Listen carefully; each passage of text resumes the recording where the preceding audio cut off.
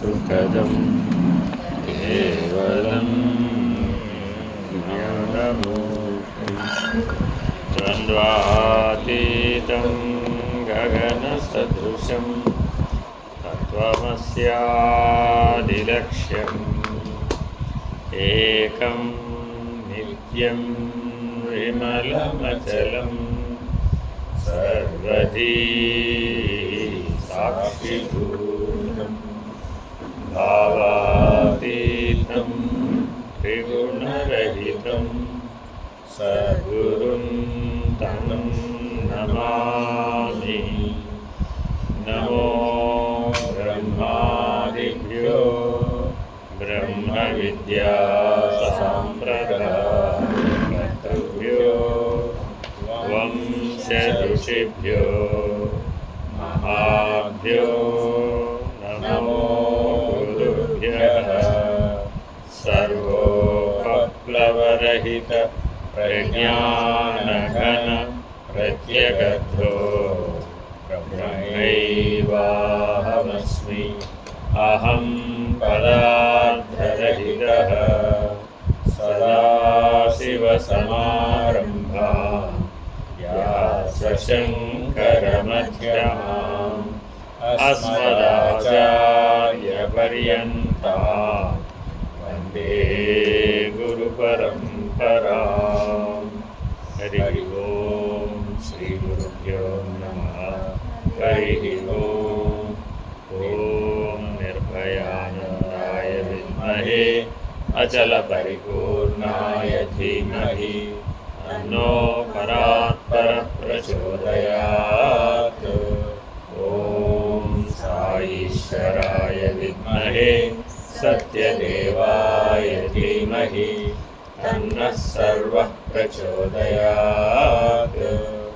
ॐ तत्पुरुषाय विद्महे महादेवाय धीमहि तन्नो रुद्रः प्रचोदयात्।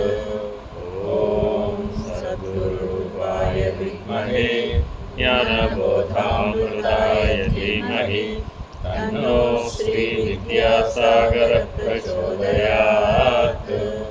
ॐ स्वात्मानन्दाय विद्महे अचलपरिपूर्णानन्दाय धीमहि तन्नो देशिकेन्द्रः प्रचोदयात्। ॐ नमस्कन्दाय विद्महे ऋषिसाक्षात् धीमहि तन्नो रमणः प्रचोदयात्। हरिः ओं श्रीगुरुभ्यो नमः। हरिः ओं। వేదాంత సిద్ధాంత కౌముది 26వ సూత్రం. అనిత్యత్వే కృతః న కృతాభ్యాగమ ప్రసంగాత్. అనిత్యత్వము వలన చేసిన కర్మ నశించుటయు చేయని కర్మ అనుభవించుటయు సంభవించును కనుక. ఎవరన్నా ఇది ఒప్పుకుంటారు? ఏమంటున్నాడు? సృష్టిలో నిత్యం అనే భాగం ఒకటి ఉంది, అనిత్యం అనే భాగం ఒకటి ఉంది. నిత్యానిత్య వస్తు వివేకం అదే కదా చెప్తోంది.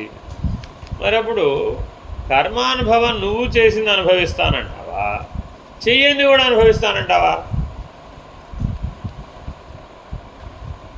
కర్మ నిత్యమా నిత్యమా? కర్మ నిత్యమా నిత్యమా? అనిత్యం. కర్మ అనిత్యం. ఎందుకని? మారిపోతుంటుంది కదా. జ్ఞానం నిత్యం, అది మారదు కాబట్టి అని నిత్యానిత్య వస్తు వివేకంలో జ్ఞానకర్మల సంబంధాన్ని మనం ఇలా వివరించి చెప్తే ఆయన ఏమంటున్నాడంటే, ఏమయ్యా కర్మ నిత్యం అన్నావు కదా, ఇప్పుడు నువ్వు అనుభవిస్తున్నది కర్మ సిద్ధాంతం ప్రకారం నువ్వు చేసింది నీవు అనుభవిస్తున్నానంటావా? కర్మ ఫలితంగా నువ్వు చేయని దాన్ని కూడా నువ్వే అనుభవిస్తానంటావా? చేసిందే అనుభవించాలంటే చేసింది అనుభవించేది సత్యం అవుతుంది, నిత్యం అవుతుందే కానీ అనిత్యం ఎట్టవుతుంది? నాకు మారడం మారకపోవడం గురించి నేను మాట్లాడుతున్నాను. అనుభవించేది సత్యమేనా కాదా? నాకు తాత్కాలికమా శాశ్వతంతో నాకు వెళ్ళా. అనుభవించేది సత్యమేనా కాదా? మన విచారణ ఇప్పుడు అక్కడ ఉంది. మన బుద్ధి ఎప్పుడు ఎక్కడ ఆగిపోతుంది? అనుభవ సత్యం దగ్గర బుద్ధి ఆగిపోతుంది. అది ఆత్మస్థితిలో నిలబడదండి. ఎప్పటికప్పుడు నీకేదో ఒక అనుభవాన్ని తీసుకొచ్చి ముందు పెడుతుంది. నువ్వేమంటావు? ఈ త్రిపుటికి అవతల ఉన్నది పంచకోశ వ్యతిరిక్త శరీరత్రయ విలక్షణ తాపత్రయ వినిర్ముక్త గుణత్రయాతీత అవస్థాత్రయ సాక్షి సచ్చిదానంద ఆత్మ. ఇది అద్వైతంలో ఆత్మకి సూత్రం. ఇందులో తాపత్రయ వినిర్ముక్త అని కూర్చున్నాడండి. నడుము లాగుతోంది నీకు అటు. కాసేపు నువ్వే స్పందించలేదు, లాగితే లాగని నాకెరిగి నేను స్పందించను. దోమలు కొడుతున్నాయి చూసుకో. ఆధ్యాత్మిక తాపాన్ని గుర్తు చేస్తుంది. రెండోసారి ఏం చేసింది? అది భౌతిక తాపాన్ని గుర్తు చేసింది. తర్వాత ఏం చేసింది? చలిగా ఉంది, కాస్త దుప్పటి కప్పుకోవచ్చు, లేదంటే పైన ఫ్యాన్ తీయచ్చు, లేదంటే ఏసీ తీయచ్చు, అప్పుడు సరిగ్గా కూర్చోవచ్చు. ఆ శీతోష్ణాలు మరి తట్టుకోలేకపోతున్నావు కదా. పైన అసలే ఉరుములు మెరుపులు పిడుగులు వస్తున్నాయి, కరెంటు పోయింది. ఈ కరెంటు పోయిన చీకట్లో ఏం ధ్యానం చేస్తావు ఇప్పుడు? ఇలాగా బుద్ధి ఏం చేసింది? ఇప్పుడు విపర్యయ విభాగాన్ని మేలుకొల్పి, వికల్ప విభాగాన్ని మేలుకొల్పి, మరి ఇప్పుడు దీన్ని ఓడించడం ఎట్లాగా? ఇప్పుడు ఆ కరెంటు పోవడానికి, ఆ పిడుగులు వానలు వగైరాలు పడడానికి నువ్వు కారణమేనంటావా? కాదు కదా. నువ్వు చేసిన కర్మేనంటావా దానివల్ల వచ్చిన ఫలితం? కాదు కదా. మరి ఇప్పుడు నువ్వు చెయ్యని వాటన్నిటికీ నువ్వు తాపత్రయ రూపంలో అనుభవిస్తున్నావుగా. ఇంతకుముందు చేసిన దానివల్ల ఇప్పుడు అనుభవిస్తుంది. అది నువ్వు స్వకర్మకైతే సరే, ఇది స్వకర్మ కాదుగా.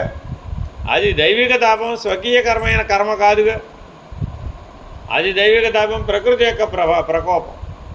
మరి ప్రకృతిలో వచ్చిన మార్పులకి నీ కర్మ కారణం కాదు కదా, నీవు కారణం కాదు కదా. నువ్వు కారణమని ఒప్పుకుంటే తప్ప అది నీ కర్మ విభాగంలోకి రాదు. కానీ ప్రకృతిలో వస్తున్న మార్పులు కూడా అందరినీ తాపానికి గురి చేయట్లేదు. అందరి సంగతి ఇక్కడ లేదు. నువ్వు దేవుడు ఇద్దరే ఉన్నారయ్యా బాబు, మళ్ళీ ఇంకోటి ఎవడో వాణి తెచ్చావంటే మళ్ళీ ఇంకా తగాదా పెరిగిపోతుంది. జీవుల మధ్య అనేకత పెరిగిపోవటప్పుడు, స్వగత భేదం పెరిగిపోయినప్పుడు మనం ప్రస్తుతం బుద్ధి మనని ఎప్పటికప్పుడు ఏమి గుర్తు చేస్తూ ఉంటుందంటే, నీ అనుభవ సత్యాన్ని నీ ఎదురుకుండా పెట్టి నీవు తస్మాత్ బుద్ధేస్తు ఆత్మని అననివ్వకుండా చేస్తుంది. ఎందుకని? బుద్ధి ఆత్మానుసారినిగా ఉండకపోతే దానికి రెండో ఆప్షన్ ఏమిటి? బుద్ధి కర్మానుసారిణి. అంతే. కర్మఫలం ఏమిటి? తాపత్రయం. కర్మ ఫలితం అంటే ఏమిటంటే తాపత్రయమే, వేరే ఇంకేం లేదు. అది దైవికం కావచ్చు, అది ఆధ్యాత్మికం కావచ్చు, అది ఆది భౌతికం కావచ్చు. అందుకని భగవానుడు భగవద్గీతలో ఏం చెప్పాడు? ఎవడికైతే ప్రతి కర్మకి ఏది ఆది దైవికమో, ఏది ఆది భౌతికమో, ఏది ఆధ్యాత్మికమో అనేటటువంటి జ్ఞానం ఉంటుందో వాడే తాపత్రయాలను దాటగలుగుతాడు. లేకపోతే వాడు తాపత్రయాలను దాటలేడు, కర్మఫలాసక్తిని అధిగమించలేడు, నిష్కామ కర్మయోగి కాలేడు, నైష్కర్మ్య సిద్ధిని అందలేడు. కాబట్టి మనకు ఏది ఆధ్యాత్మికమో, ఏది ఆది దైవికమో, ఏది ఆది భౌతికమో తెలియాలా అక్కర్లేదా? తెలియాలి. అవి గుర్తించాలంటే బుద్ధిని వాడాలా అక్కర్లేదా? వాడాలి. కానీ ఈ బుద్ధి వాడే కొద్దీ ఏం చేస్తుంది? మాటికి అవి ఏం గుర్తించిందో వాటిని తెచ్చి ఎదుర్కొంటాకు. అన్నింటినీ వదిలి నువ్వు ప్రశాంతంగా కూర్చున్నావు, నేను ఆత్మస్థితిలోనే ఉన్నా, నేను ఆత్మభావంలో ఉన్నా, నాకేమీ లేవు, శరీరం లేదు, ప్రాణం లేదు, మనసు లేదు, బుద్ధి లేదు, చైతన్యం కూడా లేదు, నేను సర్వాధిష్టానం, నేను సర్వసాక్షిని అని కూర్చున్నాడండి. నీ సంకల్పం ఇది. ఏం చేసింది? లైన్లో లిస్ట్ అంతా ఉన్నాయి కానీ సత్యంగా కనబడుతుంటే నువ్వు సాక్షి అంటావు. నాకు అర్థం కాదు. ఫ్యాన్ లేకపోతే చెమటలు దగ్గరిపోయా, వేసుకోకపోతే కుదరదు. ఫ్యాన్ వేస్తే చలి. చూడండి, అటు ఉష్ణాన్ని తట్టుకోలేడు, ఇటు శీతలాన్ని తట్టుకోలేడు. ఈ లోపల దాహం. ఇదంతా ఆలోచించేటప్పటికి లోపల తాపం పెరిగి ముందు లేచెళ్ళి మంచినీళ్ళు తాగిరా, అప్పుడు నేను కాస్త స్థిమితంగా ఉంటావు. ఇంకేమైంది? సరే వెళ్ళి దాహం ఇప్పుడు కమండలం పక్కనే పెట్టుకుని, అందుకని పూర్వం అన్నీ పక్కనే పెట్టుకునేవాడు. లేకుండా మంచినీళ్ళు తాగాడు, మళ్ళీ పక్కన పెట్టాడు. కాసేపు అయ్యేటప్పటికి వెళ్ళిరా లఘుశంక పోసిన తర్వాత మనం విసర్జించాలి. మరి లేవాలి మళ్ళీ. ఒరే రామా, ఇప్పుడు స్థిరంగా కూర్చునేది ఎప్పుడు? 12 గంటలు, 24 గంటలు ఇప్పుడు కూర్చునేది. మరి వాళ్ళు ఋషులు 1000 సంవత్సరాలు ఎలా కూర్చొని తపస్సు చేశారు అంటే వాళ్ళు తాపత్రయాలను అధిగమించారా లేదా? ఎలా అధిగమించారు? బుద్ధిని ఓడించే. అందుకని మానసిక మౌనం కనుక నీకు సాధ్యం కాకపోతే నువ్వు అంతఃకరణాన్ని దాటలేవు. కాబట్టి మనం బలమైన సాధన ఎంతసేతో మన మనస్సు మౌనపడేదాకా చేయాలి. అందుకని నేను అంటుంటా, మీరు 3 గంటలు చేయండి, 9 గంటలు చేయండి, 12 గంటలు చేయండి, పెంచండి దాన్ని 24 గంటలు చేయండి అనగానే ఏమంటున్నారు, ఏం మాకు పని పాట లేదు, ఎంతసేపు సమ ప్రాణాయామం, పైకి కిందకి ఎక్కి దిగడం, ఎంతసేపు జపం చేయడం, ప్రాణంతో సమంగా శ్వాసతో సమంగా జపం చేయడం, దృష్టిని భూమధ్యంలో పెట్టుకోవడం, ఎప్పుడూ కళ్ళు మూసి కూర్చుంటే నా వంట ఎవడు చేస్తాడు, ఈ లోపల మీ ఆయన వస్తాడు, ఇలా కూర్చున్నామంటే నీ ఆరోగ్యం చెడిపోవాలి.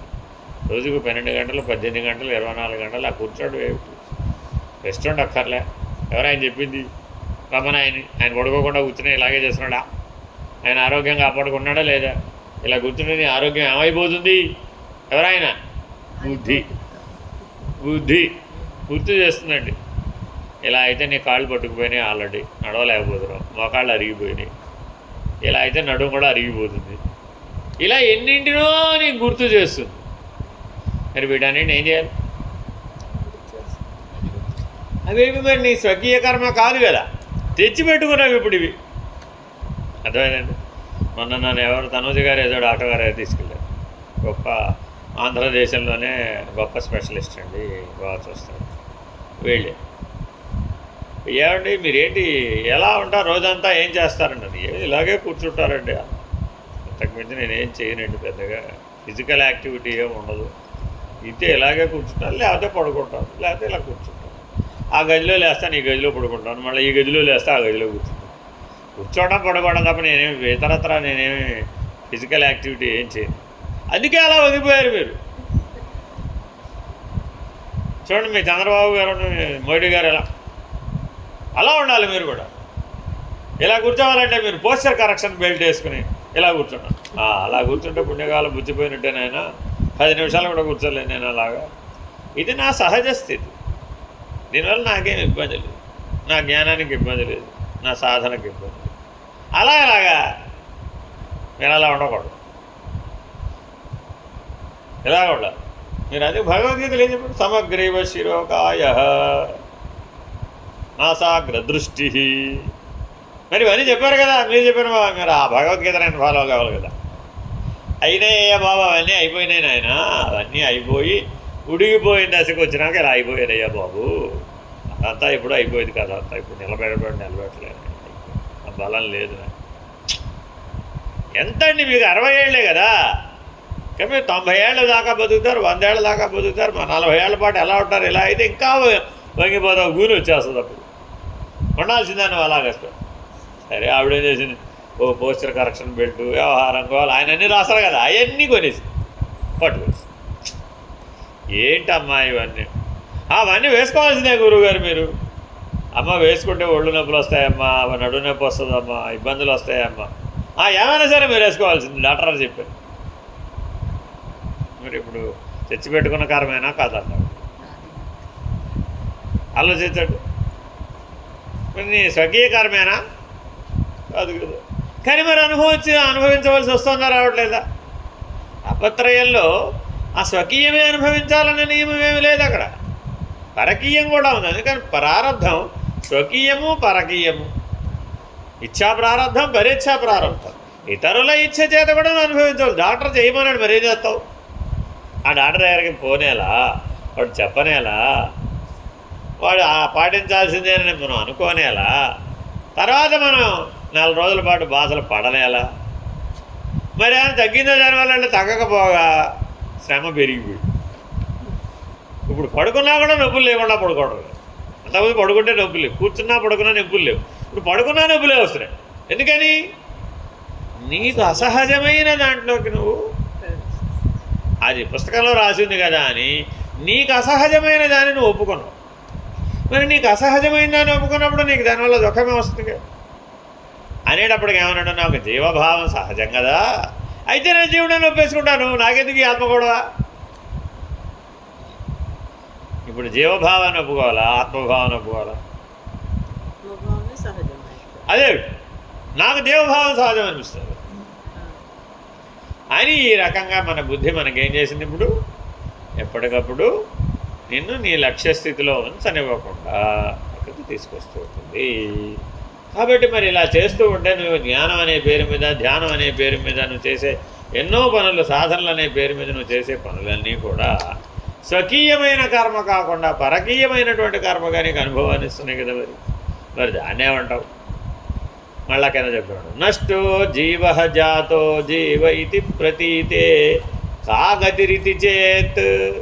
జీవుడు నశించినవాడు, పుట్టినవాడు అని ప్రతీతి గనక గతి ఏమిటి? అసలు జీవుడు అంటే ఎవరు?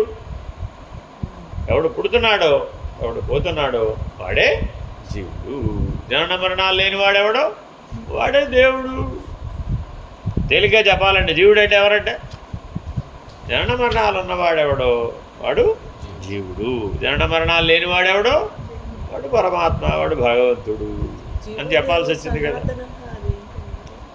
ఇప్పుడు మనం ఎక్కడ విచారణ చేస్తున్నాం? జీవుడు వేరే దేవుడు వేరే దగ్గర విచారణ చేస్తాం. ఎందుకని? నాకు జనన మరణాలు ఉన్నాయని నేను అనుకుంటున్నాను కదా. ఇంకా జీవోదేవ సనాతన నేను జీవుడు బ్రహ్మం ఐక్యస్థితి దాకా విచారణ వెళ్ళలేదు. ఎందుకు వెళ్ళటం లేదో చెప్తున్నాడు. నువ్వు కూర్చున్నావండి, నీ బుద్ధి ఏం చెప్పింది? ఇప్పుడా అప్పుడా భూమి పుట్టినప్పుడు పుట్టావయ్యా బాబు, 65 ఏళ్ళు అయిపోయింది, ఇంకా నువ్వు ఎప్పుడో 20 ఏళ్ళ వాళ్ళలాగా ఉండాలంటే ఎలా ఉంటావు? సాధ్యమేనా? అంత శక్తి ఉందా నీకు? నీకు అంత శక్తి లేదు అని నీ బుద్ధి నీకు సమాధి నిష్టలో కూర్చుందామని 12 గంటలకు కూర్చుందామని సంకల్పం చేసి కూర్చుంటే వెంటనే ఏం చెప్పేది? ఇప్పుడు అప్పుడు ఎప్పుడు పుట్టావు అనుకుంటున్నావు నువ్వు? ఎప్పుడో భూమి పుట్టినప్పుడు పుట్టావు, 65 ఏళ్ళు అయిపోయింది అని గుర్తు చేస్తుంది. నీ వయసుని గుర్తు చేసేప్పటికి ఏమైపోయింది? అయిపోయింది. ఇంకా మహా ఉంటే ఎంత ఉంటావు? 5ో 10ో ఉంటావు. దానికోసం ఇప్పుడు ఎందుకు వచ్చిన గోల? ఉన్నదాంతో సర్దుకోవయ్యా బాబు. ఇప్పుడు లేనిపోని గొడవ ఇదంతా ఎందుకు? ఉన్నదాంతో సర్దుకో చాలు. ఇప్పుడు ఇది అయ్యే పని కాదు, సత్య పని కాదు, నాకు తెలిసి అర్థమైపోయిందిలే. ఇదంతా చెప్తున్నావు, చదువుతున్నావు, కానీ ఇదంతా ఈ జన్మలో అయ్యేది కాదు అని లోపల ఏం చేశాడు జీవుడు? జనన మరణాలను ఒప్పుకుని తన యొక్క సహజమైనటువంటి ఆత్మధర్మాన్ని జీవధర్మంగా మార్చేస్తాడు. ఎవరు మార్చుకున్నారు ఇప్పుడు? వాడే. మరి ఆ జీవధర్మాన్ని ఒప్పుకోవడం అజ్ఞానం కదా. అది నేను ఎవరు ఒప్పుకోమన్నారా? నేను గెలవలేకపోతున్నానండి, నేను ఓడిపోతున్నాను, నా ముందు నేనే ఓడిపోతున్నాను. ఎవరెవరిని గెలవాలి? నువ్వే గెలవాలి. దేంతో గెలవాలి? రూపజ్ఞానంతో, వ్యవహార జ్ఞానాన్ని గెలవాలి.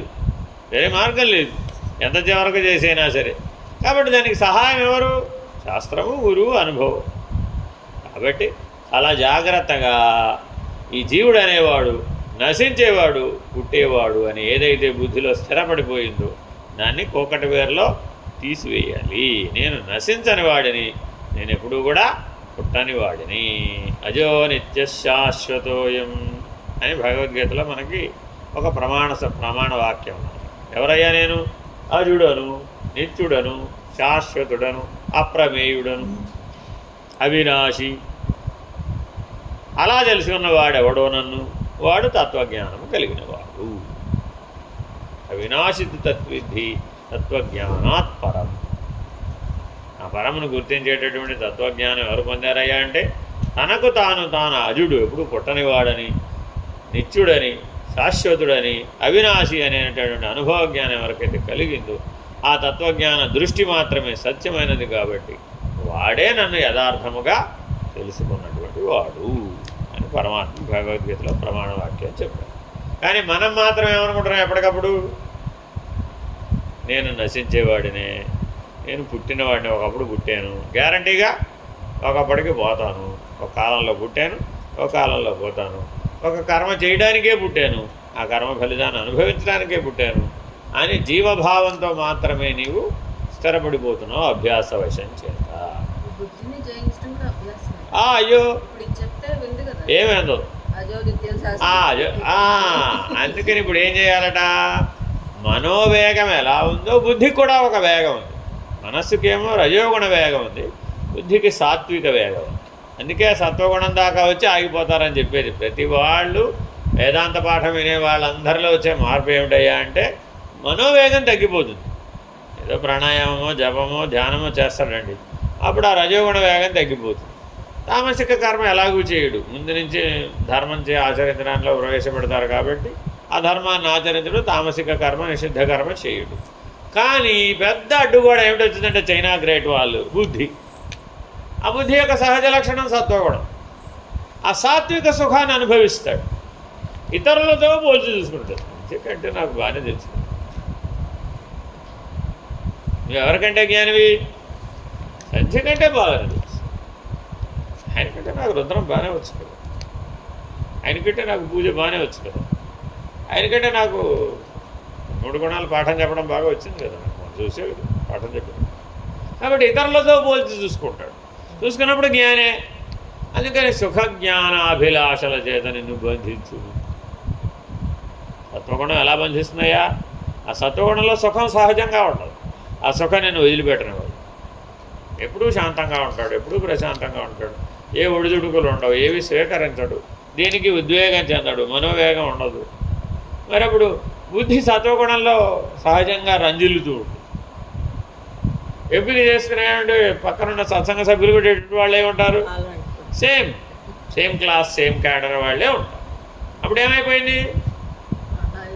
అన్నాను కదా, గత 40-50 ఏళ్లతో పోలిస్తే ఏ అశాంతి లేదు, ఏ అసుఖం లేదు, ఏ ఇబ్బంది లేదు, బాగున్నాను కదా. ఇప్పుడు బాగున్న దాన్ని వదిలేయడం ఎందుకండి? ఇప్పుడు మన ఆశ్రమవాసం గురించి ఎంతమందికో నాకు ఫోన్ చేశారండి.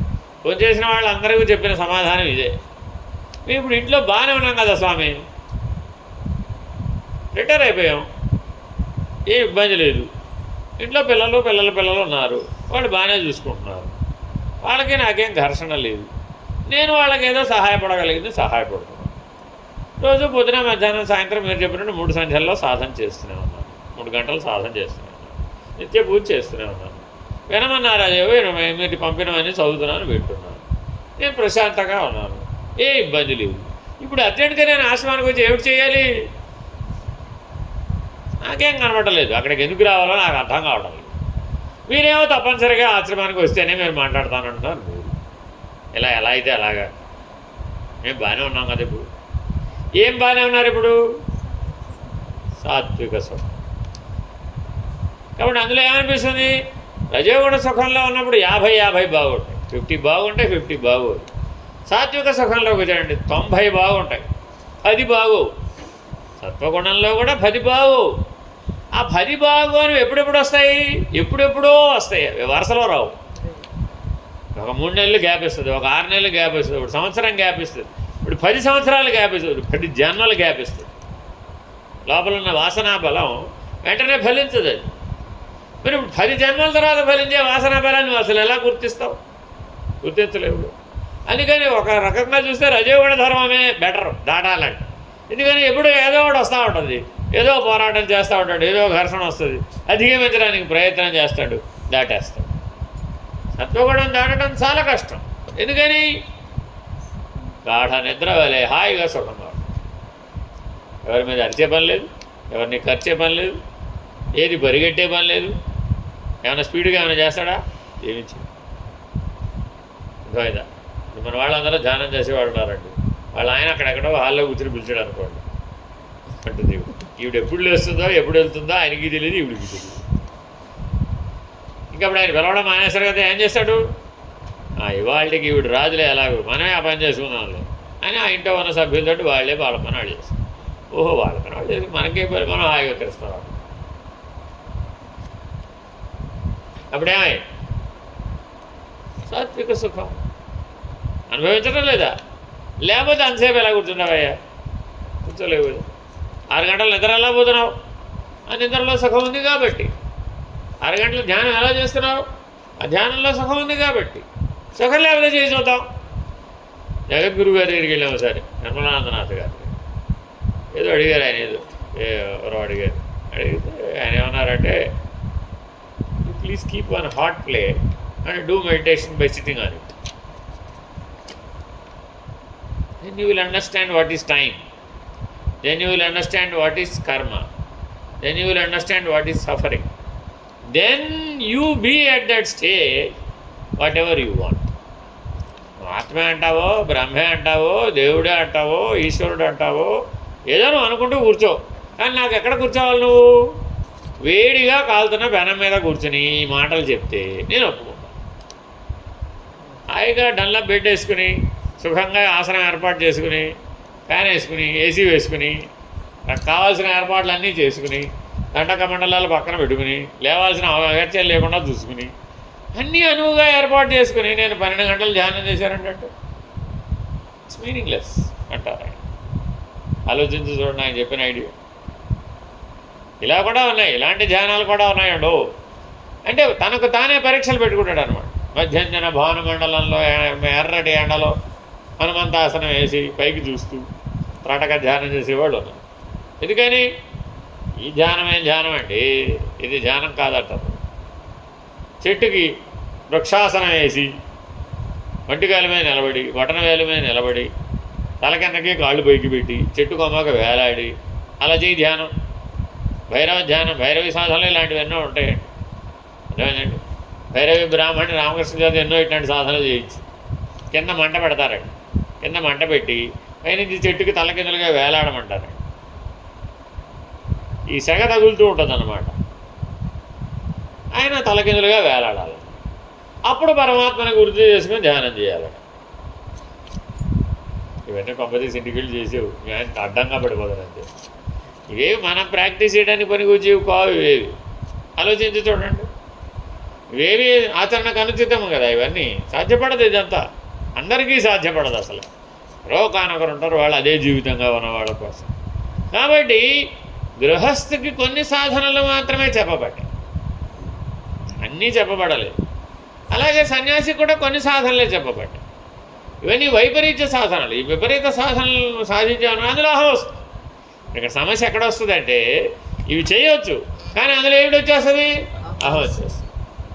మళ్ళీ రజోగుణ ధర్మం, మళ్ళీ తమోగుణ ధర్మం వచ్చా, మళ్ళీ సాత్వికం పోయింది. ఇప్పుడు రజో రాగాత్మకం విద్ధి కృష్ణాసంగ సముద్భవం తన్నిభజనాధికౌంతేయ కర్మ సంగేణ దేహినం. అలా సాధన చేసి చేసి ఆయన ఏదో జ్ఞానాన్ని పొందాడు అనుకోండి.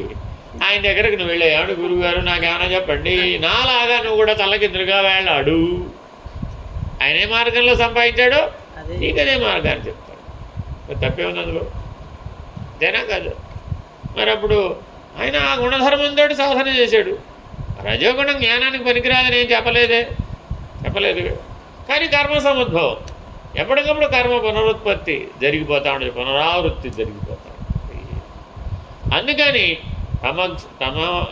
తామసిక గుణం ఎలా పనిచేస్తుంది?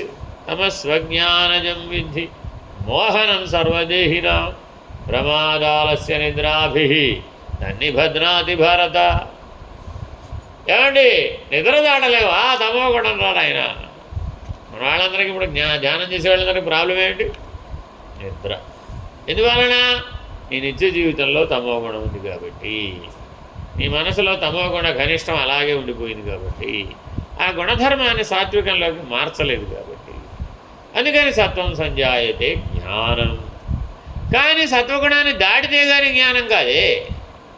ఆ నిద్ర ఎలా దాటలేడో ఈ సత్వగుణాన్ని కూడా అలాగే దాటలేదు. ఇది కూడా నిద్రా సుఖం అంటే సుఖమే, ఏ కొత్త సుఖం లేదయ్యా.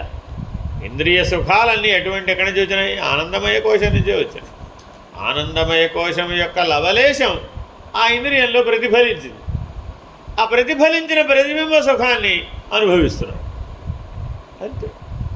అది ప్రతిబింబ సుఖమనేటువంటి జ్ఞానం లేదు, అది ప్రతిఫలన సుఖం అనేటటువంటి దాని స్వరూపం గురించిన అవగాహన లేదు. ఆ ఆనందమయ కోశమే మిగిలిన 4 కోశాలలో రంజింపజేస్తోంది అనేటటువంటి అవగాహన లేదు. అప్పుడు మరి ఆనందమయ కోశాన్ని ఎట్లా అధిగమిస్తాం? పంచకోశ విలక్షణ అనగానే అవలేదు. ఎప్పుడైంది? ఈ ఆనందమయ కోశాన్ని అధిగమించినప్పుడు మాత్రమే. మరి ఆనందమయ కోశాన్ని అధిగమించిన వాడికి నిద్రలో సుఖం ఉంటుందంటా ఉండదంట? ఎలా తెలియదుగా నీకు తెలియదుగా. అంటే ఇవన్నీ అనుభవ నిర్ణయంలో రావాలంటావా, ఊహించాలంటావా ఇప్పుడు? కాబట్టి సాధనంతా అద్వైత దృష్టితో చేయాలి, కానీ ద్వైత విశిష్టాద్వైత దృష్టితో కనుక చేసినట్లయితే ఈ రకమైన పరిమితత్వం తొలగదు.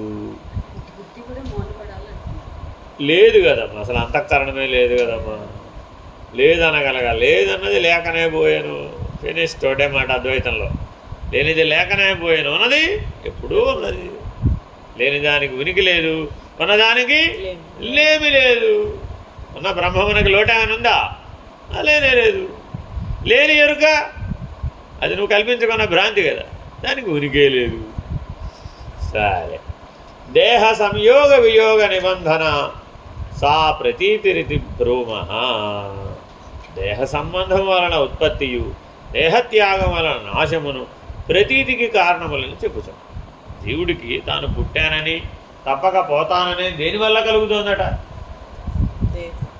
ఆ దేహమే నేను అనుకోవడం చేత. ఆ ప్రతీతి అంటే అర్థం ఏంటంటే అది నేను అనుకోవడం. ఈ అది నేనై తిని అన్నది ఈశ్వరుడితో అనుకోవచ్చు కదా, ఆ అది నేనై ఉన్నాననేది పరమాత్మతో అనుకోవచ్చు కదా. అది ఆ తత్వమసి మహావాక్యాన్ని ఎటువైపు తిప్పాలి? భగవంతుడి వైపు తిప్పాలి. వీళ్ళు ఎటువైపు తిప్పారు? ప్రపంచం వైపు తిప్పారు, శరీరం వైపు తిప్పాడు. అప్పుడు తత్వమసి కాస్త ఏమైపోయింది? అతత్వమసి అయిపోయింది. అందుకని మన మహావాక్యాలు తత్వమసి అని అద్వైతంలో బోధిస్తే, ద్వైత విశిష్టాద్వైతాలలో అతత్వమసి మహావాక్యంగా బోధిస్తారు. అక్కడ కూడా మహావాక్యాలు బోధిస్తారు, కానీ ఇలా బోధిస్తాడు, ఆ పెడతాడు ముందు. అహం బ్రహ్మాస్మి అంటావు కదా, ఆయన ముందు నా చేరుస్తాడు, నా అహం బ్రహ్మాస్మి అంటాడు. అంతే, నేను అంటాడు అంతే. కాదు, రెండు ఒకటి కాదు, ఎప్పటికీ ఒకటి కాదు, శాశ్వతంగా అవి రెండు ఒకటి కాదు. ఎందుకని? అధోమ దృష్టి ఉంది కాబట్టి ఈ ప్రతీతి అనేది మానవుడికి ఒక బలము, ఒక బలహీనత. ఒకే సినిమాని ఒక రోజున 12 సార్లు చూశాడండి ఒకడు, ఏమవుతుందంటారు? ఒకే సినిమాని 12 సార్లు చూశాడు, ఏమవుతుందంటావు? ఆ క్యారెక్టర్లో ఏదో క్యారెక్టర్ కనెక్ట్ అయిపోతావు కదా. 12 సార్లు చూస్తే ఏమిటైపోతుంది? అదే బలపడిపోయింది, అభ్యాసం అయిపోయిందండి. చివరికి వాడి హావభావాలు కూడా ఎలా వచ్చేస్తాయి? ఆ క్యారెక్టర్ లాగానే వచ్చేస్తాయి. ఒక సినిమా 12 సార్లు చూస్తేనే ఇలా అయిపోతే, మన జీవితం అనే సినిమాని 60 ఏళ్ల నుంచి ప్రతి పూట ప్రతి క్షణం చూస్తున్నామే, మరి నీ క్యారెక్టర్ కంటే నువ్వు వేరని ఎలా తెలుస్తావు? ప్రతివాడు ఒక క్యారెక్టర్ వేస్తున్నాడా లేదా? నువ్వు క్యారెక్టర్ కంటే వేరు కదా, భిన్నం కదా, పాత్ర కదా, అది నీ జీవితం అనే సినిమానే కదా, నువ్వు క్యారెక్టర్ కాదు కదా. అని తాను క్యారెక్టర్లో కలవకుండా ఉంటాడంట. ఎందుకని? ప్రతీతి. అది ఆ క్యారెక్టర్ నేనే, అది నేనే అనేవి. ఆ క్యారెక్టర్ నేనే అని ఒప్పేసుకున్నప్పుడు ఏమైపోయింది? ఆ క్యారెక్టర్ కొన్ని లక్షణాలను మనకు వచ్చేసి. అంతేనా కదా? మీ పక్కింటి అమ్మాయికి తల్లివేనా నువ్వు? మీ పక్కింటి అమ్మాయికి తల్లివేనా? ఎలా అవుతావు? ఒప్పుకోదు లోపల ఉన్నవాడు. అదే మీ అబ్బాయిని ఇప్పుడు వీడికి నేనే తల్లి, ఏం ఒప్పుకున్నావు ఇప్పుడు? ప్రతీతి. తల్లి క్యారెక్టరే కానీ నువ్వు ఎలా అవుతావమ్మా? నువ్వు అమలగానే అమ్మేవు కదా, నీ మూల రూపం ఏమిటి? అమలగానే అమ్మేవు కదా, మరి నువ్వు వీడికి తల్లి అంటావేమిటి? కాదు కదా. ప్రతీతి చేత ఒప్పుకుంటున్నావు. చూడండి ఎంత కష్టమైంది. బుద్ధిలో అన్ని పాత్రల్ని ఇలా వేరు చేయాలి. అన్ని పాత్రల్ని వేరు చేసి నేను వీటికంటే విలక్షణమైన వాడిని. విజ్ఞానమయ కోశాన్ని దాటడం చాలా కష్టం. అసలు విజ్ఞానమయ కోశాన్నే దాటలేనివాడు ఆనందమయ కోశాన్ని ఎలా దాడతాడు? ఎందుకని? ఈ విజ్ఞానం ఎందుకు ఆనందాన్ని ఇస్తుంది అసలు నీకు అజ్ఞానం ఆనందమా విజ్ఞానం ఆనందమా అంటే ప్రతివాడికి విజ్ఞానమే ఆనందం, అజ్ఞానం ఆనందం కాదండి. ఎలాగో చెప్పను, ఓ చిన్నపిల్లాడు ఉన్నాడండి, వాడికి ఏదో ఐడియా వస్తుంది. చూడండి మీరు కావాల్సి వస్తే, వాడు ఏదో ఆట ఆడుతూ ఉంటాడు. అదే ఆటని డిఫరెంట్గా అంటే ఒక జీప్తో ఆడుతుంటాడండి. కాసేపు అయ్యేప్పుడు వాడికి తెలివి వస్తుంది. ఇలాగే చక్రాల మీద జీప్ ఎందుకు వెళ్ళాలి అని రివర్స్ చేసి దాన్ని అలా నడిపిస్తుంటాడు. ఇప్పుడు వాడిని జీపుని తిరగేయమని ఎవరు చెప్పారు? చెప్పలేదు. వాడికి అనిపించిందా? తర్వాత ఏం చేశాడు? ఒట్టి చక్రాలు తిప్పాడు. అంటే ఈ చక్రాలు లేకపోతే ఈ జీప్ తిరగదనే జ్ఞానం ఇప్పుడు వాడికి వచ్చినట్టేనా కాదా? తర్వాత ఏం చేశాడంటే చక్రాలన్నీ ఓడబెట్టేస్తాడు. మీరు చూసుకోండి. ఇప్పుడు ఇవన్నీ చేయమని వాడికి ఎవరు చెప్పారు? వాడికే స్ఫురించింది, అంతేనా కాదా? ఆ జ్ఞానం ఆ కర్మ ఉందా లేదా ఇప్పుడు అక్కడ? ప్రతీతి. విజ్ఞానమయ కోశంలో ప్రతీతి చెందింది. ఇప్పుడు ఏం చేశాడు, అన్నీ ఓడబీకేస్తే తెచ్చి వాళ్ళ అమ్మకో ఇచ్చేసి వాడు వెళ్ళి వేరే బొమ్మలు. ఇప్పుడు వీళ్ళేం చేయమని, వీళ్ళు చేస్తారని వాడికి ఎలా తెలుసు? ప్రతీతి, ప్రతీతి. ఆ బొమ్మలో ప్రతీతి చెందాడు, విరమించాడు. విరమించగానే ఆ బొమ్మ వాడికి వృధా అయిపోయింది. ఈవిడేం చేసింది, ఓహో వీడన్నీ ఓడపికేసడం మళ్ళీ పెట్టిస్తే ఆడుకుంటాడని మళ్ళీ పెట్టించిందండి. ఈ ఆ బొమ్మతో ఆడాడు వాడు. ఎందుకని దాని సంగతి అర్థమైపోయింది. ఏ పేక అన్నీ ఏ పాటకు ఆ పాట పేక వేసాడు కాబట్టి ఓహో ఇందులో ఏమీ లేదు అని తెలిసింది. ఇందులో ఏమీ లేదని తెలియగానే ఆ బొమ్మ సుఖాన్ని ఇవ్వడం మానేసి, ఆ ఆట సుఖాన్ని ఇవ్వడం మానేసి. సుఖం లేకపోతే ఆ బొమ్మతో ఆటండి. మీరు చూడండి, కావాల్సి వస్తే ఎప్పుడో మళ్ళీ ఆ బొమ్మ దాచేసి మీరు ఒక 6 నెలలు ఆగో సంవత్సరం ఆగో మళ్ళీ ఇచ్చారనుకోండి, అప్పుడు మళ్ళీ కొత్తది అనుకుని ఆడతాడు దాన్ని. దాన్ని ఎప్పుడు ప్రతీతి ఎప్పుడు ఎటు చేస్తున్నాడు, ఇప్పుడు నూతనత్వం వైపే చేస్తున్నాడు. ఆ నూతనత్వాన్ని అనేకత్వంలో వెతుకుతున్నాడు. ఈ ఆట ఎప్పుడు ఆపేసావు మరి? ఆపలేదు. అలాగే ఆ బొమ్మతో ఎలా అయితే సంబంధపడుతున్నావో ఈ బొమ్మతో కూడా సంబంధపడుతున్నావు. అది ప్రతీతి అయితే ఇది ప్రతీతే, అది ప్రతిబింబ సుఖమైతే ఇది ప్రతిబింబ సుఖమే. మరి ఈ విజ్ఞానమయ కోశపు ఆట ఎప్పుడు ఆడావు, ఎప్పుడు మానేవు? గాఢ నిద్రస్తే తప్ప ఈ విజ్ఞానమయ కోశానికి విశ్రాంతి లేదు. మెలకువ కళలో ఆట సాగుతూనే ఉంది. కళలో ఆట ఆడుతున్నది ఎవరు? విజ్ఞానమయ కోశమే, మనోమయ కోశమే, ఆనందమయ కోశమే. అక్కడ మిగిలిన 2 నిమిత్త మాత్రం. అన్నమయ కోశం, ప్రాణమయ కోశం నిమిత్త మాత్రం. మరి పంచకోశ విలక్షణ అంటావే, అయ్యావేమిటి? ఎప్పుడయ్యావు? ఈ విజ్ఞానమయ కోశపు ఆటను ఆపిన నాడే అది వీలైంది. మనోనాశం సిద్ధించిన నాడే అది వీలైంది. స్వరూపజ్ఞాన సిద్ధి కలిగిన నాడే అది వీలైంది. లేకపోతే భావన మాత్రమే తప్ప అది సత్యత్వానికి రాలేదు. మనం పంచకోశ విచారణ ఎప్పుడు చేసాం? 25 ఏళ్ళు అయింది, 30 ఏళ్ళు అయింది. మరి అప్పటి నుంచి చేస్తున్న ఈ పంచకోశ విచారణ ఏమైపోయింది? నువ్వు విరమించలేదు కదా, నివృత్తి మార్గంలో జీవించలేదు కదా, జ్ఞాన మార్గం నావే కానీ నివృత్తి చేయలేదు కదా, వెనక్కి స్వీకరించలేదు కదా. వెనక్కి తీసుకుంటే కదా సాధ్యమయ్యేది, లేకపోతే అవ్వదు కదా. మరి వెనక్కి తీసుకున్నప్పుడు కదా నువ్వు దాన్ని గ్రహించగలిగేది. కాబట్టి పంచకోశ విలక్షణ అంటే ఏమిటయ్యా అంటే తప్పక విజ్ఞానమయ కోశాన్ని, ఆనందమయ కోశాన్ని అధిగమించడం రావాలి. నివృత్తి మార్గం ద్వారా అధిగమించడం రావాలి. ప్రవృత్తిలో ఎంతకాలం అయితే ఉంటాడో అప్పుడు ఈ విజ్ఞానమయ కోశాన్ని, ఆనందమయ కోశాన్ని దాటలేడు. ఆ ప్రతీతి కొనసాగుతూనే ఉంటుంది. ఈ అద్దంలో కాదు ఇంకో అద్దంలో ప్రతిబింబిస్తాడు, ఆ అద్దంలో కాదు మరో దాంట్లో ప్రతిబింబిస్తాడు. ఈ జగత్తులో ఎన్నో నానాత్వం అనేకం ఉంది. అనేకత్వంలో ప్రతి దాంట్లోనూ ప్రతిబింబించాడు. దానికి ఉదాహరణ చెప్తాడు. ఏమండి, ఆ పార్వతి గారికి ఈ ఈశ్వరుడు ఎందుకు నచ్చాడు? ప్రపంచంలో చాలామంది ఉన్నారు కదా, 33 కోట్ల దేవతలు ఉన్నారు కదా, ఈ పార్వతి గారికి ఈ ఈశ్వరుడు ఎందుకు నచ్చాడండి? ఏం చెప్తాం సమాధానం? ఈశ్వరుని యందు తనను తాను దర్శించుకున్నదట పార్వతి. మిగిలిన ఎవరిలో చూసినా కూడా ఆవిడకి కనపడలేదు. వాడు భిన్నంగా కనపడతాడు. ఈశ్వరుని చూడగానే ఈయన నాకంటే వేరు కాదు అనే అభేద దర్శనాన్ని పొందిందట. అందువలన ఆవిడ ఈశ్వరుని పెళ్లి చేసుకుంది.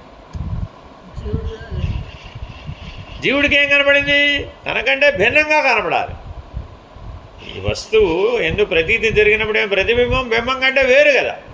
అలా వేరుగా చూసినప్పుడు ఏమైపోయింది? జీవుడైపోయాడు. కానీ పార్వతీదేవి ఎలా చూసినట్టు ఈశ్వరుణ్ణి? అభేద దర్శనం, అనన్య దర్శనంతో చూసినాడు. అందువల్ల ఈయనే నాకు భర్త అని నిశ్చయంగా చెప్పేసినట్టు తండ్రి. మరి ఇప్పుడు మనట పెళ్లి చేసుకుంటున్నాం, ఏ దర్శనంతో పెళ్లి చేసుకుంటున్నారు మరి మీరు? అప్పుడు ప్రతీతే కదా. విజ్ఞానమయ కోశమో ఆనందమయ కోశమో మనోమయ కోశమో ఏదో చెప్పిందండి నీకు. ఈయనతో ఉంటే బాగుంటుంది, ఈవిడితో ఉంటే బాగుంటుంది. ఆ బాగోవడం అనేది ఎందులో అనుభవం? పంచకోశ వ్యతిరిక్త కాదు కదా. ఆనందమయ కోశం అనే లిమిట్ని దాటలేదు కదా. దానికి అభేదము అనన్యంలో బాగుంటుంది బాగోలేదు అన్నవి లేవు కదా. మెరుపులు బాగుంటాయా పిడుగులు బాగుంటాయా అని అడిగితే ఏం చెప్తావు? మెరుపులు బాగుంటాయా పిడుగులు బాగుంటాయా? బాగోడానికి అందులో ఏముంది కనుక మెరుపుకి పిడుగుకి బాగోడానికి ఏమి లేదండి బాబు. అదేమిటి? మెరుపులు పిడుగులు వస్తే ఎంత బాగుంటుందో, మన మీద కూడా పడితే ఇంకా బాగుంటుంది కదా అన్నాం అనుకోండి. ఎవరైనా ఏమంటారు? ఏమయ్యా పిడుగు ఎవరైనా నీ మీద పడాలనుకుంటాడు, పక్కన పడాలనుకుంటాడు, కానీ తన మీద పడాలనుకుంటాడు. ఎందుకని? ప్రతీతి. ఈ దేహభ్రాంతి అనే ప్రతీతి నిన్ను అనుక్షణం ఎక్కడికి లాక్కొస్తుందండి? పంచకోశాలలోకే పరిమితింపచేస్తుంది. కాబట్టి దేహాభిమాన రహితుడు ఎవడైతే ఉన్నాడో వాడే దీన్ని అధిగమించగలుగుతాడు. వాడికి దేహం యొక్క సంయోగ వియోగాలతో వాడికి ఏం పని. వాడికి దేహం ఉన్నా పడిపోయినా రెండు సమానమే. ఎందుకని? దాని మీద నేనేం ఆధారపడలేను కాబట్టి, నా మీదే దేహం ఆధారపడింది కాబట్టి. ఏది సత్యం ఇప్పుడు? నీ మీద దేహం ఆధారపడిందా? దేహం మీద నువ్వు ఆధారపడున్నావా? దేహం మీదే నేను ఆధారపడనున్నవాడు అన్నవాడు జీవుడు. నేను ఆధారపడి లేనన్నవాడు దేవుడు. సరే, 29వ సూత్రం. అన్యథా. ఇప్పుడు మంచి సూత్రం అండి ఇది, జీవితం అంతా గుర్తుపెట్టుకోవాలి. నజాయతే మ్రియతే వా కదాచిన్నాయం భూత్వా భవితా వా నభూయః. ఈ ఉపనిషద్వాక్యం చాలా విలువైన వాక్యం. ఇది భగవద్గీతలో కూడా ఉంటుంది. కానీ ఇది ద్వైతానికి పనికొస్తుంది, విశిష్టాద్వైతానికి పనికొస్తుంది, అద్వైతానికి పనికొస్తుంది, అచలానికి కూడా పనికొస్తుంది. 4 స్థాయిల్లోనే పనికొస్తుంది. అందుకని ఈ ఉపనిషద్ వాక్యాన్ని మర్చిపోకు. నజాయతే మ్రియతే వా కదాచిన్నాయం భూత్వా న భవితా వా న భూయః. అటుల కానిచో ఒకప్పుడు నువ్వు జీవుడు పుట్టుట లేదు, నేను శరీరమే కాదు, నేను పంచకోశాలు కాదన్నాడండి. అప్పుడు ఒకప్పుడు పుట్టాడని చెప్పడానికి ఏమైనా ఆనవాలుద్దా? లేదు. చచ్చుట లేదు, పంచకోశాలే నేను కాదన్నప్పుడు మరణమే దేనికి రావాలి? ఇప్పుడు ఆ పంచకోశాల్లో దేనికో దానికి రావాలి. ఏది పుట్టిందో దానికి అది వస్తుందిరా బాబు అన్నాడు. జాతస్య హి ధ్రువో మృత్యు ధ్రువంజన్మ మృతస్య చ తస్మాదపరిహార్యేర్థే త్వం శోచితుమర్హసి అన్నదానికి అనేక అర్థాలు ఉన్నాయండి. జాతస్య హి ధ్రువో మృత్యు. పంచకోశాలలో ఏది పుడుతుందో మొట్టమొదటి తెలుసుకోవాయా? ఏది పుడుతుందో దానికే మృత్యు వస్తుంది. అసలు ఏది పుట్టకపోతే వచ్చుట లేదు కదా. నీవు పంచకోశ వ్యతిరిక్తుడవైతే పంచకోశాలకున్న లక్షణాలు నీకు లేకపోతే దానికి ఉన్న జనన మరణాలనే లక్షణాలు కూడా నీకెందుకు ఉంటాయి? ఉండవు కదా. మరి జీవుడు అనేవాడు జన్మ లేదు మరణము లేదు కదా. మరణం లేదని ఒకటి అనటం తప్పు, జననం లేకపోతేనే మరణం లేకుండా పోయింది. అందుకని నజాయతే మ్రియదేవా అనాలి అంటే అసలు సృష్టి పుట్టలేదు, అసలు బ్రహ్మాండమే పుట్టలేదు. ఎందుకని? బ్రహ్మాండానికి పంచకోశాలు అవి. నీకు పంచకోశాలు ఎలా ఉన్నాయో, నీకు 4 శరీరాలు ఎలా ఉన్నాయో, అలాగ బ్రహ్మాండంలో ఉన్న ఈశ్వరుడు కూడా 4 శరీరాలు ఉన్నాయి కదా.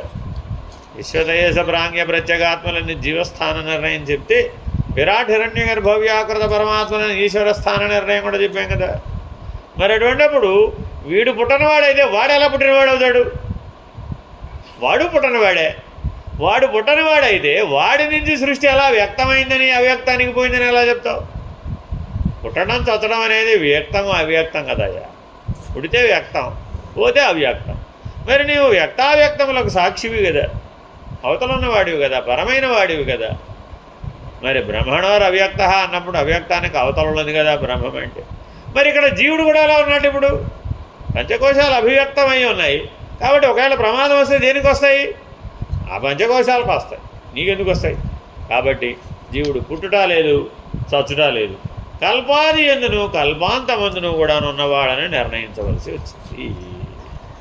అందుకని ఇందాక చెప్పినటువంటి భగవద్గీత వాక్యం, ఉపనిషద్వాక్యం మళ్ళా చెప్తున్నాడండి. అజో నిత్య శాశ్వతోయం పురాణో న హన్యతే న హన్యమానే శరీరే. హన్యతే హన్యమానే, చచ్చేది లేదు, చంపబడేది లేదు. అర్జునుడి యొక్క దుఃఖం ఏమిటి? నేనే చంపాల్సి వచ్చిందిరా బాబోయ్, నేనే చనిపోతాను రా బాబోయ్, చంపబడేవాడిని నేనే, చంపేవాడిని నేనే, చచ్చేవాడిని కూడా నేనే అని ఎంతసేపు మరణం గురించి మాట్లాడాడు, దుఃఖించాడు. అప్పుడు ఆయన ఏమన్నాడు? నాయన, నీలో ఉన్న యథార్థ నేను ఏదైతే ఉందో, సత్య నేను ఏదైతే ఉందో, ఆత్మ నేను ఏదైతే ఉందో, అది అజో నిత్య శాశ్వతోయం పురాణో న హన్యతే హన్యమానే శరీరే. ఈ జీవుడు పుట్టనివాడు, నిత్యుడు, శాశ్వతుడు, పురాణుడు, శరీరము నశించినను నశించనివాడు. మరి ఇప్పుడు ఈ జీవుడిని జీవుడు అనాలా, బ్రహ్మం అనాలా? ఈ లక్షణాలన్నీ ఈ వీడి ఇప్పుడు అజో నిత్య శాశ్వతోయం పురాణో న హన్యతే హన్యమానే శరీరే అన్నది జీవుడి లక్షణమా, బ్రహ్మము యొక్క లక్షణమా? మరి బ్రహ్మము యొక్క లక్షణాన్ని పట్టుకొచ్చి జీవుడిలో కూడా చూస్తున్నాంగా. మరి ఇప్పుడు ఆ లక్షణమే ఇక్కడ ఉన్నప్పుడు అసలు వీడికి జీవుడు అనే పేరు ఎందుకు పెట్టాలి? వీడిని బ్రహ్మమనే అనవచ్చు కదా. అందుకని ఆదిశంకర్లు ఏమన్నారు వెంటనే? జీవోదేవ సనాతన, వీడు జీవుడు కాదయ్యా, సనాతనమైన దేవుడే. తత్కాలవతి నీకు అలా తోస్తున్నాడు అంతే. ఎలాగా అంటే చెప్పాడు, నాయనా యథాకాశో ప్రతిబింబవత్, ఆకాశం అనే అద్దంలో ఈ సృష్టి అంతా ప్రతిబింబించిందట. అప్పుడు ఆ ప్రతిబింబాన్ని ఏమని చెప్తావు నువ్వు? ఇప్పుడు ఉన్నదని చెప్తావా, లేదని చెప్తావా? విశ్వందర్పణ దృశ్యమాన నగరీ తుల్యం, నిజాంతర్గతం. నిజంగా చూడవయ్యా, ఆ దర్పణంలో కనబడిన విషయం సత్యమంటావా, అసత్యమంటావా? ఆకాశం అనే అద్దంలో కనబడినటువంటి ప్రతిబింబమైన జీవుడు సత్యమంటావా, అసత్యమంటావా? సత్యమంటే వాడు బ్రహ్మము కదా. కాబట్టి ప్రతిబింబాన్ని ఎప్పుడు సత్యమని అనడానికి వీలు కాలేదు కదా. కాబట్టి జీవుడు ఎప్పుడూ లేనివాడే. అసలు ఒకప్పుడు పుట్టలేదు, ఒకప్పుడు చావలేదు. కానీ మరి మానవుడు తన మరణం గురించి ఏడుస్తున్నాడంటావా, తన వాళ్ళ మరణం కోసం ఏడుస్తున్నాడంటావా, తన తల్లిదండ్రుల మరణం కోసం ఏడుస్తున్నాడంటావా, పుట్టబోయే వాడి మరణం కోసం ఏడుస్తున్నాడంటావా? నువ్వు ఎవరి కోసం ఏడ్చినా అది అజ్ఞానమే. ఎందుకని? పుట్టనే లేదంటుంటే పుట్టినవాడి కోసం ఏడ్చానండి, పోయేవాడి కోసం ఏడ్చానండి, పుట్టబోయేవాడి కోసం ఏడ్చానండి అంటే అది మా అజ్ఞాన ఘనం కదా. కాబట్టి నువ్వెవరి కోసం దుఃఖించక్కర్లేదు నాయన. ఎందుకని? వాడు అసలు పుట్టలేదు. ఇవాళ ఎవరైతే పోతున్నారు, అమ్మో ఇప్పుడు పోతాడో, అప్పుడు పోతాడో, ఇప్పుడు పోతాడో 6 నెలలకు పోతాడో, ఇప్పుడు పోతాడో 6 ఏళ్ళకు పోతాడో, 10 ఏళ్ళకు పోతాడో, ఏమంటే ఎప్పుడు పోతాడండి అని అడిగేవాళ్ళే పెరిగిపోయారు చివరికి. చూడండి, మీరు కావాల్సి వస్తుంది. వృద్ధాప్యంలో బాధపడుతూ ఉంటారండి పాపం. ఏదో శాశ్వత అనారోగ్యాలు వస్తాయి, దేహం క్షయించిపోవాలి కదా, మరి సహజం. ఆ క్షయించడానికి మరి క్షయ ఒక కారణమే కదా. అలా వచ్చినప్పుడు మరి దాన్ని మరి నువ్వు ఎలా స్వీకరించాలట? అవి పంచకోశాలలో భాగంగా వచ్చినవే తప్ప పంచకోశ విలక్షణమైన దానికి ఏమనుందా? లేదు కదా. మరి అటువంటిప్పుడు నీవెవరవయ్యా? నేనెవరని ప్రశ్న వేసుకుంటే నీకేం సమాధానం రావాలి? అజో నిత్య శాశ్వతోయం పురాణో న హన్యమానే హన్యతే శరీరే అన్న సమాధానం ఎవరికి వారు ఎప్పుడైతే పొందారో వాడు స్వరూప జ్ఞాన నిష్ఠుడు. నేనెన్నటికీ పోనివాడు. నువ్వెన్నటికీ పోనివాడవైతే నీ తల్లిదండ్రులు ఉన్నారంటావా, పోయారంటావా? వారి తల్లిదండ్రులు ఉన్నారంటావా, పోయారంటావా? నీవు పుట్టిన వాడివే, మీ తల్లిదండ్రులు పుట్టినట్ట పుట్టనట్ట? తల్లి తండ్రి లేనివాడెవడు వాడు ఇప్పుడు మరి ఎవరి కోసం చింతించాలి? వాడికి కర్మ ఎక్కడి నుంచి వచ్చింది? మరి మాతా నాస్తి పితా నాస్తి నాస్తి బంధు సహోదర. మరెవరు? సనాతనుడు, పరమాత్మను. నేనే పుట్టలేదు. అసలు నేను పుట్టలేదంటే పుట్టని వాడికి తల్లిదండ్రి ఎక్కడి నుంచి తేవాలి? వారి తల్లిదండ్రి, వారి తల్లిదండ్రి, వారి కులం ఏమిటి, వారి గోత్రం ఏమిటి, మరే వేదశాఖ, మరే పాఠశాల నుంచి వచ్చారు, మరే ప్రాంతంలో ఉన్నారు, మరే దేశంలో ఉన్నారు, సముద్రం దాటారంటావా, దాటలేదంటావా? ఇవన్నీ ఎప్పుడు వచ్చినాయి? పుట్టానని ఒప్పుకుంటే. కర్మ సంబంధం ఎప్పుడొచ్చింది? తల్లి తండ్రి అని ఎవరిని ఎలా గుర్తించావు? కర్మ సంబంధం చేతే. లేకపోతే నీకు తల్లి తండ్రి అయ్యారా వాళ్ళు? కాదుగా. నువ్వు పుట్టినవాడమనే జ్ఞానాన్ని పొందినట్లయితే అప్పుడు నువ్వు తల్లిదండ్రి వెళ్ళిపోయారనో, వెళ్ళబోతున్నారనో, వెళ్ళిపోతారనో దుఃఖం పొందుతావా? పొందవు కదా. ఎందుకని? అజో నిత్యశాశ్వతోయం పురాణో నా హన్యతే నా హన్యమానే. చంపబడటం లేదు, చావడం లేదు. అసలు జీవుడికి చావు లేదండి, తేల్చి చెప్పేశాడు. చావు లేని వాడు ఎవడయ్యా? మృత్యుంజయుడు ఎవడు? ఈశ్వరుడే. అప్పుడు వాడు జీవేశ్వరో అభిన్న. ఈ జ్ఞానము, ఈ నిర్ణయానందు నిలిచిన వాడెవడో వాడే ఈశ్వరుడు, వాడే పరమాత్మ, వాడే భగవంతుడు. కాబట్టి ఇప్పుడు కొత్తవాడిని తెచ్చామా? తేలేదు. ఉన్నవాడి అజ్ఞానాన్ని పోగొట్టాం. వీడెవడో ఉన్నాను అంటున్నాడే, వీడు అజ్ఞానాన్ని పోగొట్టామే తప్ప కొత్తవాడిని తెచ్చామంటయ్యా. నూతనమైన వ్యక్తిని ఇక్కడ ఎవరినేం పరిచయం చేయలేదు, అంతేనా కదా? ఈయన బ్రహ్మగారండి, ఆయన విష్ణువు గారండి, ఆయనండి రుద్రుడు గారండి, ఆయనండి మహేశ్వరుడండి, ఆయనండి సదాశివుడండి, ఆయనండి పరమశివుడు. ఎక్కడికక్కడ కొత్త క్యారెక్టర్ పరిచయం, కొత్త దేవుడు పరిచయం. అది మరి అలా చెప్పాడా? కొత్తవాడని చెప్పలేదు.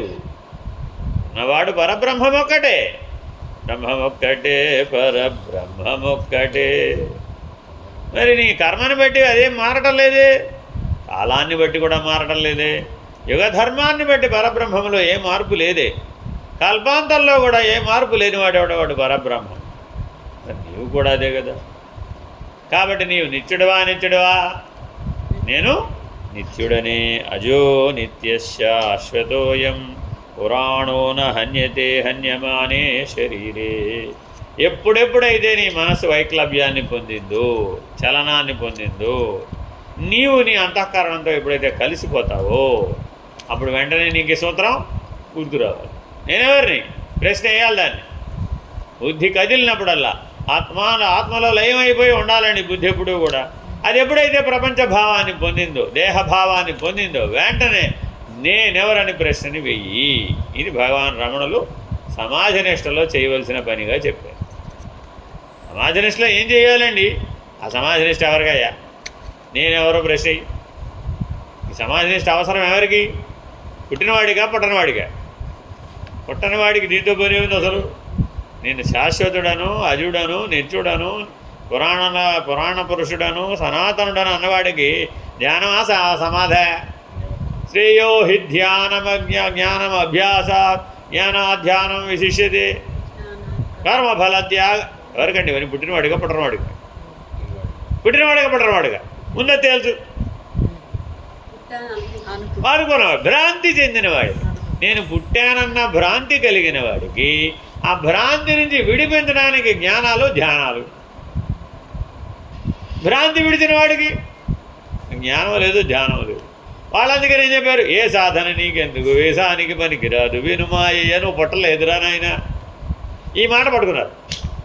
అందుకని ఇందాక చెప్పా, నా జాయతే మ్రియతేవా కదాచిన్నాయం భూత్వా. కదాచిన్నాయం భూత్వా. ఏమయ్యా, ఈ యుగంలో కాదు, కృతయుగంలో పుట్టుండొచ్చుగా. నువ్వు పుట్టలేదురా బాబు. పోనీ వచ్చేటటువంటి కృతయుగంలో పుట్టొచ్చుగా. నువ్వు భవిష్యత్తులో పుట్టొచ్చుగా. నేను భవిష్యత్తులోనూ పుట్టను, గతంలోనూ పుట్టలేదు, వర్తమానంలో కూడా నేను పుట్టలేదు. కాలధర్మం నేను చెందని వాడిని. ఆ సూత్రం అందుకని చాలా విలువైనది. నజాయతే మ్రియతేవా కదాచిన్నాయం భూత్వా. ఈ కల్పంలో కాదండి బాబు, ఏ కల్పంలోనూ పుట్టలేదు. అసలు కల్పాలే లేవు, కాలమే లేదు. ఎంత ఖండితంగా ఖండిస్తాడు. అంత బలం మనలో ఉందా? అంత బలం మనలో ఉందా? ఇటు తిరిగితే నా వ్యవహారం అంతా ఏమైపోయిందో అయిపోయింది. తిరిగేటప్పటికి ఏమైపోయింది? కథ అంతా వచ్చేసింది. పంచకోశాలతో కూడుకున్న కథ అంతా వచ్చేసేటప్పటికి మళ్ళా నేను పుట్టానని, నేను చస్తానని, మా అమ్మ నాయన కూడా పోతారని, వాళ్ళ అమ్మ నాయన ఆల్రెడీ పోయారు. కాబట్టి ఏమిటయ్యా అంత గ్యారంటీ పోతావని? వాళ్ళ అమ్మ నాన్న పోయారు కదండి, మా అమ్మ నాన్న కూడా పోతారు. వాళ్ళు పోతే నేను పోనండి, వాళ్ళు పోతే నేను కూడా పోతాను. వాళ్ళకి నాకు సమవాయ లక్షణం కదా.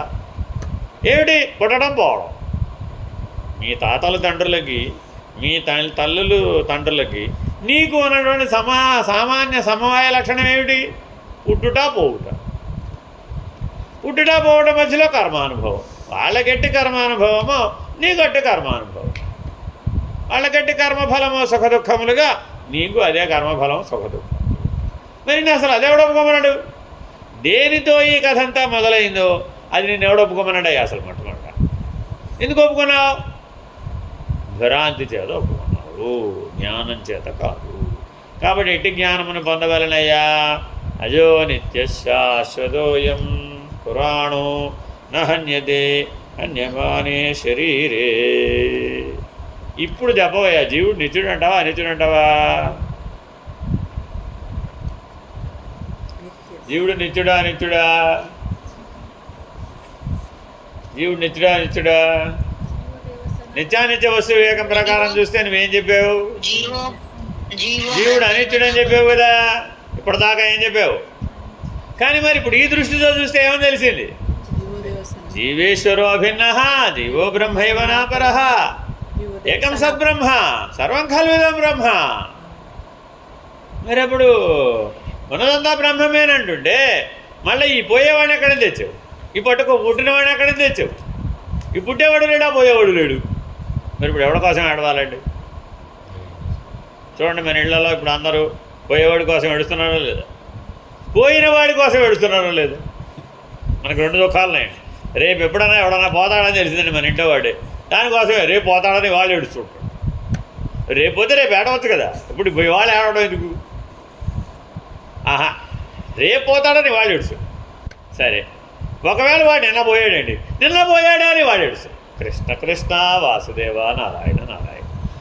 అప్పుడు మరి ఈ శృతి వాక్యాలను ఏమైపోయినట్టు? ఈ జ్ఞానం ఏమైపోయినట్టు? అంటే శృతి స్మృతి పురాణానం అనేటటువంటి జీవన విధానం మన దగ్గర అజ్ఞానం వలన దూరమైపోయింది. అజో నిత్య శాశ్వతోయం పురాణో నహన్యతే నహన్యమానే శరీరే. Very very important. పోయేవాడు నేను రేపు వెళ్ళిపోతున్నానండి నీకు చెప్పాడు అనుకోండి, నీకు దుఃఖం వస్తుందా రాదా? వాడికి దుఃఖం వస్తుందా రాదా? నేను పోతున్నాను అన్నవాడికి. ఎందుకని? తెలిసే పోతున్నాడుగా వాడు, చెప్పే పోతున్నాడుగా వాడు. మరి తెలిసి చెప్పిపోయేవాడికి నేను పోతున్నానని దుఃఖం వస్తుందా రాదా? ఎందుకని? తెలిసి చేసినప్పుడు జ్ఞానం అయిపోయింది, కర్మే. కానీ అప్పుడు ఏమైపోయింది? అది జ్ఞానంతో చేసిన కర్మ అయింది. ఎప్పుడైతే జ్ఞానంతో చేసిన కర్మ అయిందో అది సుఖ దుఃఖాలనే ఫలితాలను ఇవ్వజాలదు. నిర్బీజ కర్మ అంటారు దాన్ని, అకర్మ అంటారు దాన్ని. కర్మే కానీ ఫలించదు, విత్తనమే కానీ అంకురించదు. ఎందుకని? జ్ఞానాగ్నిలో ఆ కర్మ వేయించబడింది కాబట్టి. అర్థమేనండి? ఎవరికైతే ఈ శృతి ఉత్తమమైన శృతి అండి, జీవితకాలం బాగా గుర్తుపెట్టుకోవాలి. మీకు ఈ పంచకోశాలు శాశ్వతంగా లేవు, శాశ్వతంగా జనన మరణాలు లేవు అని ధృవీకరించేటటువంటి గొప్ప వాక్యాలు అన్నమాట ఈ రెండు కూడా. అందుకని పరబ్రహ్మమును సూచించే వాటిని ఈ వాక్యాలను వాడతాం. అందుకే మహావాక్యాలు వాళ్ళకు కూడా ఇవి చెప్పం. ఎప్పుడు చెప్తామంటే పూర్ణ దీక్ష అప్పుడు చెప్తామండి ఈ రెండు వాక్యాలు. అజో నిత్య శాశ్వతోయం పురాణే హన్యతే హన్యమానే శరీరే. ఇంకేమంటున్నాం? నజాయతే మ్రియతే వా కదాచిన్నాయం భూత్వా భవితా వా నభూయః. చాలా చాలా ఇంపార్టెంట్. ఇత్యాది శృతి విరోధాపత్తే. వెంటనే వచ్చాడండి మళ్ళీ ఆక్షేపణ. చూసుకోండి, ఇక్కడ వరుస క్రమంలో చెప్తున్నాడు. ఒక ఆక్షేపణ చెప్తున్నాడు, ఆక్షేపణకు సంబంధించిన అనాలిసిస్ చెప్తున్నాడు. మళ్ళీ వెంటనే ఏం చేస్తున్నాడు? ఒక అద్వైతానికి సంబంధించినటువంటి వాక్యాన్ని, శృతి వాక్యాన్ని చెప్తున్నాడు. చెప్పేం చేస్తున్నాడు? మళ్ళీ ఆక్షేపణ. అయ్యా అసలు పుట్టలేదంటావా? అసలు పోనంటావా? ఎలాగో చూద్దాం ఉంటుంది. ఈ మొదలగు శృతులు విరోధిస్తున్నావు కదా. మరి ఎందుకని? నేను పుట్టాననే అనుభవం నాకుంది అంటున్నావుగా, నీ అనుభవ ప్రమాణం సత్యం అన్నావుగా. శృతి ఏం చెప్పింది? నువ్వు పుట్టలేదు, ఎప్పటికీ పోవు అని చెప్పి. నీ అనుభవం ఏం చెప్పింది? ఇప్పుడు నిత్య జీవితానుభవం, కర్మానుభవం ఏం చెప్పింది? నేను ఫలానా చోట నాగులవంతులో 1968 ఆగస్టు 13వ తారీఖున, సెప్టెంబర్ 13వ తారీఖున పుట్టానండి. పొద్దున్న 9:45 నా జాతకం కూడా రాశాను. నేను 72 ఏళ్ళే బతుకుతానండి. 73వ సంవత్సరం చూడండి. పుట్టినంతకాలం పోయినంతకాలం రాజయోగిగానే జీవిస్తానండి. అదేమిటి? అఖండ రాజయోగం. అలా జాతకంలో ఏమిటో రాసేస్తాడు ఆయన. ఇంకేమిటి గజకేసరి యోగం, ఆయన ఇష్టం ఏ యోగాలు అంటే ఆ యోగాలు అని పేరు రాసేసి అంతే. వారం వారం జ్యోతిషం, నెల నెల జ్యోతిషం, రోజు రోజు జ్యోతిషం చదువుకున్నాడండి. అప్పుడు ఎన్ని యోగాలు? మరి ఇప్పుడు ఇవన్నీ ఉన్నట్టా లేనట? ఇప్పుడు ఇవన్నీ పుట్టినవాడి కోసం అంటావా, పుట్టనవాడి కోసం అంటావా? అదేమిటి రాజయోగాన్ని ఎవరిలో విడిచిపెడతారంటే అని అంటున్నారు. ఎవరికి? అరే రా అజో నిత్య శాశ్వతోయం, నేను నిత్యుడను, శాశ్వతుడు, అసలు పుట్టనివాడని అన్నాడు. వాడి దగ్గరికి వెళ్ళి పరమాత్మకి, శ్రీకృష్ణ పరమాత్మకి అక్కడెక్కడ పుట్టాడు కదా, రేపల్లో చేరాడు కదా, చేరగానే అంద యశోదలు శ్రీకృష్ణుడు జాతకం రాయించారట. ఎవరికి రాయించారండి? కృష్ణ పరమాత్మకి జాతకం రాయించారు. ఫస్ట్ నామకరణం చేయాలి కదా. మరి నామకరణం చేయాలంటే మరి అప్పుడు ఏం పేరు లేదు. ఆయనేమో ఆ వసుదేవుడు తెచ్చి పెట్టాడే వెళ్ళిపోయాడు, కానీ ఆయన ఏమీ చెప్పలేదు, పెట్టలేదు. ఈవిడేమో కళ్ళు మూసుకొని నిద్రపోతుంది. తెల్లారు లేచేపటికి నా పిల్లాడు వీడే అనుకుంది. ఈవిడే యశోదమ్మ. అర్థమైందండి?